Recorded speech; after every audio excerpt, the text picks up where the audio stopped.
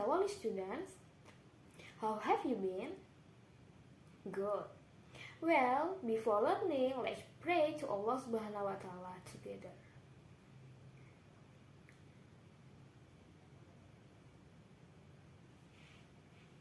Okay, I believe that you're having ready with your equipment, your handphone or laptop, or your notebook that can support our online process learning today, inshallah.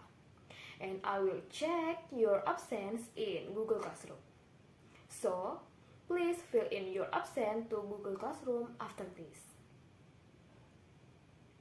Alright, let's learn English and our material today is poem. Let's watch the video. What is poem? Poem is a writing in which the words are arranged in several lines that express the idea or the heart of the poet. Poem is usually packaged in imaginative language and composed of beautiful words full of meaning in which there is rhythm, sound, rhyme, and imagery of speech in every line. Jadi, apa itu poem? Poem adalah sebuah tulisan di mana kata-katanya disusun dalam beberapa baris yang mengungkap ide atau isi hati penyair. Puisi biasanya dikemas dalam bahasa imajinatif dan disusun dengan kata-kata indah penuh makna, di mana di dalamnya ada irama, bunyi, rima, dan majas pada setiap barisnya. Okay, next is social function of poem. Fungsi sosial dari puisi. First is to entertain. Jadi, fungsi sosial yang pertama dari puisi adalah untuk menghibur. Menghibur siapa? Menghibur bagi para pembaca dan juga pendengarnya. Second is to give value of life, untuk memberi nilai hidup. The last is to convey one's emotion, feelings, ideas, or thought to the reader in beautiful language. Jadi, fungsi sosial puisi yang terakhir adalah untuk menyampaikan emosi, perasaan, ide, atau pemikiran seseorang kepada pembaca dengan gaya bahasa yang indah. Nah, kita pasti sering dengar kan kalau puisi itu pasti menggunakan bahasa-bahasa yang indah yang jarang kita pakai dalam percakapan sehari-hari. Next, elements of poem. Unsur-unsur puisi. First is rhythm atau irama. Second is rhyme atau rima. And next, sounds atau bunyi. And the last is imagery atau majas. Now, we will talk about rhythm. Rhythm is equation of sound or repetition of sounds in poem that aim to create a beauty effect. Jadi, irama adalah persamaan bunyi atau perulangan bunyi dalam puisi yang bertujuan menimbulkan efek keindahan. Next is rhyme. Rhyme is repetition of sound in poem that make up musically or architecture. The use of rhyme in writing poem serve to beauty the sound. Jadi, rima adalah pengulangan bunyi dalam puisi yang membentuk musikalitas atau orkestrasi. Penggunaan rima pada penulisan puisi berfungsi untuk memperindah bunyi. Jadi, rima memiliki berbagai macam jenis. Yang pertama yaitu cross rhyme. In the four line stanza, there will be two pairs of rhymes rhyming complete or cross rhyme, AABB or ABAB. Jadi, dalam suatu stanza itu terdiri dari 4 baris atau bisa dibilang satu bait, cross rhyme, AABB atau ABAB pada ujung kalimatnya. Next is exact or perfect rhymes. The final vowel and consonant sounds match perfectly. Jadi, exact ini adalah persamaan bunyi akhir pada huruf vokal maupun huruf konsonan. Let's see some examples. Di situ kita bisa lihat contohnya. Si, li. Itu adalah bunyi yang sama pada akhir sebuah kalimat. Di situ juga ada skies, ice, ring, sing. Jadi memiliki kesamaan bunyi pada akhir. Half rhyme. Either the final vowel sounds match or the final consonant sound do, but not both. Jadi yang dimaksud dari half rhyme ini adalah bunyi suara yang sama tapi tulisannya berbeda. Kita bisa lihat pada contohnya, itu ada kata but, cup.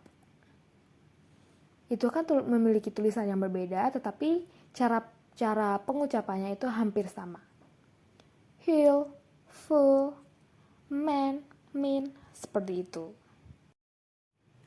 Okay, next we will talk about imagery atau majas. Di sini, majas juga memiliki berbagai macam jenis. Yang pertama yaitu metaphor. Metaphor is particularly calling things, person with something else. Jadi, metaphor ini yaitu menyebutkan suatu benda atau seseorang dengan benda yang lain. Kita bisa lihat di contohnya. You are my guardian angel. Jadi, kamu adalah malaikat penjagaku. Jadi, itu adalah diibaratkan, tidak nyata. Karena apa? Seseorang itu bukan malaikat. Itu hanya kata-kata yang bisa dibilang cuman diibaratkan. Jadi, diibaratkan kamu itu malaikat penjagaku. And next is, he has a heart of stone. Jadi, dia memiliki hati sekeras batu. Kalau dipikir secara nalar, manusia kan tidak memiliki hati batu gitu ya. Hati kita ya tetap seperti organ-organ manusia yang lain. Cuman, itu diibaratkan kalau kita itu orangnya keras. Jadi, hati kita itu seperti batu, seperti itu. Contoh selanjutnya adalah, life is a long roller coaster. Jadi, diibaratkan hidup kita itu bisa seperti roller coaster, bisa naik, bisa turun, seperti itu. Jadi metaphor ini adalah kata-kata yang disebut kayak diibaratkan, seperti itu. Next, simile. Simile is a comparison of two different things using the word like or as. Jadi sama seperti metaphor, cuman perbedaannya pada simile ini kita menggunakan tambahan kata seperti like or as. Kita bisa lihat pada contoh sebelumnya, pada metaphor, you are my guardian angel. Sedangkan pada simile, you are like my guardian angel. Jadi ada penambahan kata like dalam perumpamaannya. Seperti itu. Kita bisa lihat selanjutnya, he is as tall as giraffe. Begitu, ada penambahan s dalam kalimatnya. Personification. Personification, giving human characteristic, qualities, feelings, action to non-living object. Jadi, di dalam personification ini, kita menggunakan benda-benda non-hidup, tidak hidup, atau benda mati yang dianggap hidup untuk merasakan perasaan atau aksi, seperti itu. Kita bisa lihat di contohnya, the car dance on the icy road. Jadi, mobil itu menari di jalan yang tertutup es. Kalau dipikir secara nalar, mobil tidak akan bisa berdansa seperti itu. Namun, itu kayak menggunakan perumpamaan. Karena mungkin jalanan licin, karena tertutup es, jadi menggunakan perumpamaannya itu adalah mobilnya itu menari, seperti itu. Kita bisa lihat pada contoh kedua, yaitu The angry sky roared and threw lightning around. Jadi, langit yang marah, meraung, dan melemparkan kilat di sekelilingnya. Kalau kita pikir, langit emangnya bisa marah seperti itu kan? Cuman ini bisa diibaratkan seperti apa? Jadi kayak badai sedang terjadi. Seperti itu. Hyperbole. Hyperbole is statement which has been exaggerated. It is used to overstate the situation. Jadi, kalau di dalam bahasa Indonesia, hyperbole ini adalah membesar-besarkan statement. Atau kalau dalam bahasa gaul kita itu bisa diartikan sebagai lebay, seperti itu. Kita bisa lihat pada contohnya, I have waited for 1,000 years. Jadi, saya telah menunggu selama 1.000 tahun. Kalau dipikirkan secara nalar, manusia itu tidak ada yang hidup lebih dari 1.000 tahun. Padahal mungkin menunggunya itu cuman sampai 2 jam atau 3 jam. Cuman karena dia merasa lelah atau marah, jadi menggunakan perumpamaan seperti itu. Next is symbolism. Symbolism is using symbol to represent a meaning. Jadi dalam simbolis ini menggunakan simbol untuk mewakili suatu makna. Kita bisa lihat pada contohnya, you are my heart. Jadi kamu adalah hatiku. Jadi yang dimaksud hatiku itu mungkin adalah sebagai rasa cinta. Kamu adalah cintaku. Seperti itu. Well, next is types of poems. First, epic poems.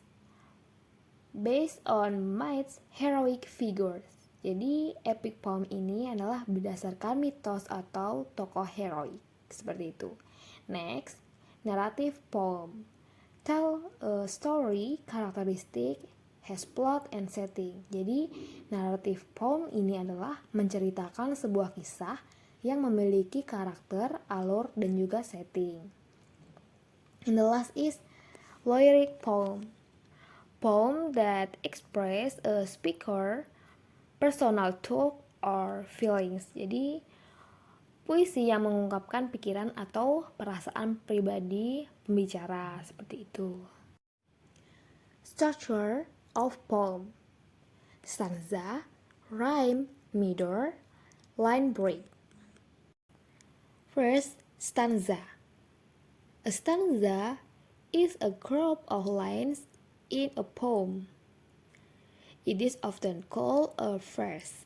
Jadi, bait adalah kumpulan baris dalam puisi. Stanza biasanya terdiri dari 4 baris. Kita bisa lihat pada contoh puisi berikut yang berjudul Today is Your Luck by Bruce Lansky. Kita bisa lihat di dalam contohnya, today on your birthday, consider your luck. You could have been born as a pig, corn, or duck. Jadi 4 baris ini itu disebut stanza. Rhyme. Rhyme is a pattern of words that contain similar sounds. Jadi rima adalah pola kata yang mengandung bunyi yang mirip. Kita bisa lihat pada contohnya. Di dalam contoh kita bisa lihat kalimat yang diberi tanda merah. Lux, duck, mo, zoo. Jadi contoh ini yang disebut sebagai rima, seperti itu. Meter. Meter is the rhythmic structure of a poem. Sometimes you can feel the meter by tapping for each syllable. Jadi meter adalah struktur ritmik puisi. Terkadang kita bisa merasakan meteran atau ritmenya dengan tapping untuk setiap suku kata. Kalau di dalam contoh yang disebut di meter itu adalah cara kita menggunakan atau mengucapkan di ritme suatu kata. Misalnya pada kalimat today itu menggunakan 2 kali ketukan, on itu 1 kali ketukan, your itu 1 kali ketukan, dan birthday itu 2 kali ketukan. Contohnya seperti ini. Today 1, 2. On 1, your 1, birthday 1, 2. Seperti itu. Jadi meternya itu 2, 1, 1, 2. Seperti itu. Okay, the last is line break. A line break is where a line of poem ends. It causes the reader to pause and will determine how the poem is read. Jadi, line break adalah di mana baris puisi itu berakhir. Itu menyebabkan pembaca berhenti sejenak dan akan menentukan bagaimana puisi itu dibaca atau titik berhenti sebuah puisi. Atau bisa disebut juga titik tidak sebuah kalimat dalam puisi sebelum lanjut ke kalimat selanjutnya, seperti itu. Kita bisa lihat di contoh itu ada anak panah yang menunjukkan titik berhenti dari sebuah puisi. Today on your birthday. Stop, berhenti atau jeda. Lanjut. Consider your luck. Berhenti, nanti lanjut lagi. You could have been burned. Jeda, berhenti lagi. As a pig, cow, or dogs. Oke, seperti itu. Jadi bisa dipahami kan apa itu line break.